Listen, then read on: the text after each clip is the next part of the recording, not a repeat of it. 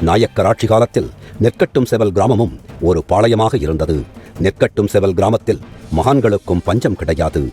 அவர்களில் ஒருவர்தான் இந்த சிவஞான சாமிகள். சாமிகளின் குடும்பத்தார் நெசவுத் தொழில் செய்து வந்தனர். அதிலும் அவருக்கு ஈடுபாடு ஏற்படவில்லை. எந்த நேரமும் சிவனை நினைத்து தியானிக்கத் தொடங்கினார். நெற்கட்டும் செவல் கிராமத்தில் மக்களின் நோய்களையும் கஷ்டங்களையும் தீர்த்து வைப்பதில் சாமிகள் மிகுந்த கவனம் செலுத்தி வந்தார்.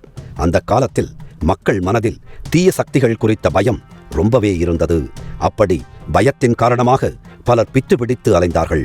அவர்களையெல்லாம் சாமிகளிடம் அழைத்துச் சென்றபோது பயம் நீங்கி மீண்டும் பழைய நிலைக்கே வந்தார்கள். தனது இறுதிக் காலம் நெருங்கிவிட்டதை அறிந்த சாமிகள் புளியமரம் இருந்த இடத்தில் பெரிய குழி ஒன்றை வெட்டச் செய்து குழிக்குள் இறங்கி அமர்ந்து விட்டார். 1880ஆம் ஆண்டு டிசம்பர் மாதம் 31ஆம் தேதி இந்த மண்ணுலகை விட்டு ஜீவசமாதி அடைந்தார்.